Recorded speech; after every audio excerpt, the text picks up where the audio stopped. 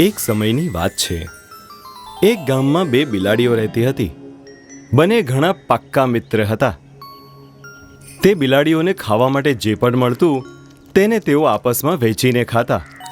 એક દિવસ બપોરના સમયે બંને બિલાડીઓને ઘણી બધી ભૂખ લાગી, પણ તેમની પાસે ખાવા માટે કંઈ જ ન હતું. બેન, બહુ જોરથી ભૂખ લાગી છે. ભૂખના લીધે મારી જાન નીકળી રહી છે. ભૂખ તો મને બહુ જોરની લાગી છે. ચાલ ખાવાનું શોધીએ. બંને બિલાડીઓ ખોરાકની શોધમાં એક સાથે નીકળી પડી. ગામમાં તેમને એક ઘરનો દરવાજો ખુલ્લો દેખાયો. બિલાડીઓએ આમ તેમ માથું ફરાવીને જોયું, પણ તેમને આજુબાજુ કોઈ જ નહીં દેખાયું. બંને સંતાઈને તે ઘરમાં ઘૂસી ગયા. તેમને થાળીમાં પડી એક રોટલી દેખાઈ. બેન, એક જ રોટલી છે, પણ રોટલી બહુ જાડી દેખાઈ રહી છે. આ રોટલીથી આપણા બંનેનું પેટ ભરાઈ જશે.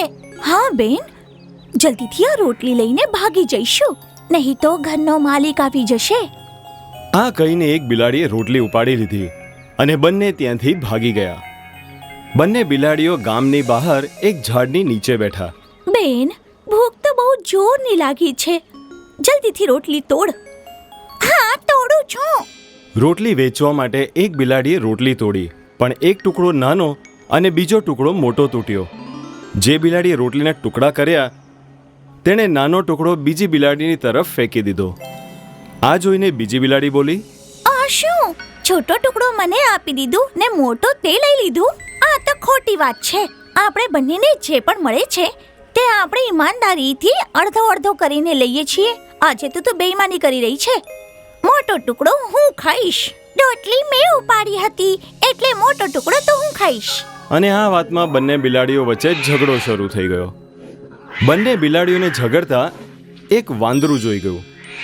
ત્યારે જ વાંદરાને આ ઝઘડામાંથી પોતાનો લાભ લેવાનો વિચાર આવ્યો અને તેણે ઝાડ પરથી નીચે છલાંગ લગાવી અને ઝઘડતી બિલાડીઓને પાસે જઈને કહ્યું, અરે બિલ્લી રાની, આપસમાં ઝઘડો કેમ કરી રહ્યા છો?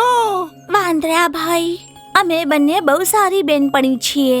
અમને ખાવાની પીવાની જે પણ વસ્તુ મળે છે તેને અડધો અડધો કરીને અમે ખાઈએ છીએ. પણ આજે મારી સાથે બહુ બેઈમાની કરી રહી છે. પોતે રોટલીનો મોટો ટુકડો લઈ લીધું અને મને નાનો આપી દીધું. હા, આ તો એકદમ ખોટી વાત છે. બિલાડી રાણીને આવું નહોતું કરવું જોઈતું.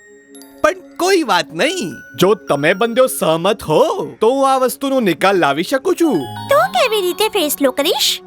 મારી પાસે એક તરાજુ છે. એમાં હું આ બંને ટુકડા રાખીને જોઈ શકું છું કે કયો ટુકડો મોટો છે અને કયો નાનો, અને પછી આપણે બંને ટુકડાને બરાબર કરી લઈશું. બોલો, મંજૂર છે? બંને બિલાડીઓને વાંદરાની વાત ગમી ગઈ. તેઓ તૈયાર થઈ ગયા. વાંદરો ત્રાજવું લઈ આવ્યો. તેણે બંને ટુકડા એક એક પાલડામાં મૂકી દીધા. તોલતી વખતે એણે જોયું કે એક પલડું ભારી હતું, તો તે બોલ્યો, અરે, આ ટુકડો તો મોટો થઈ ગયો. ચલો બંનેઓને બરાબર કરી દઉં.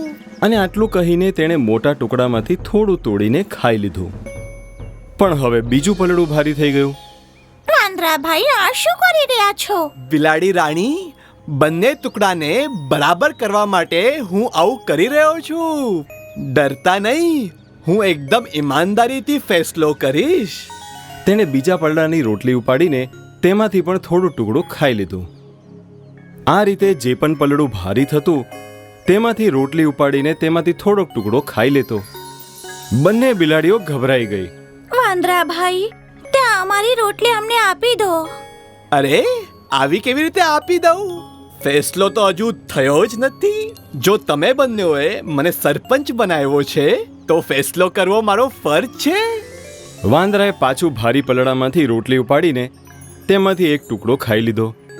રોટલીના બંને ટુકડા હવે નાના થઈ ગયા હતા. એટલે એક બિલાડીએ વાંદરાને કીધું, હવે અમે જાતે જ રોટલી અડધી અડધી કરી લઈશું. તમે જાઓ. જવું તમને બંનેઓને બરાબર લાગે, પણ મને પણ મારા મહેનતનું ફળ મળવું જોઈએ ને. આટલું કહીને વાંદરાએ રોટલીના બંને ટુકડા ઉપાડીને પોતાના મોઢામાં નાખી દીધા અને કૂદીને ઝાડ ઉપર ચડી ગયો. બેચારી બિલાડીઓ એકબીજાને જોતી જ રહી ગઈ. શિક્ષા: આપસી ઝઘડાનું પરિણામ ખરાબ જ હોય છે. અમારા YouTube ચેનલને હમણાં સબસ્ક્રાઇબ કરશો.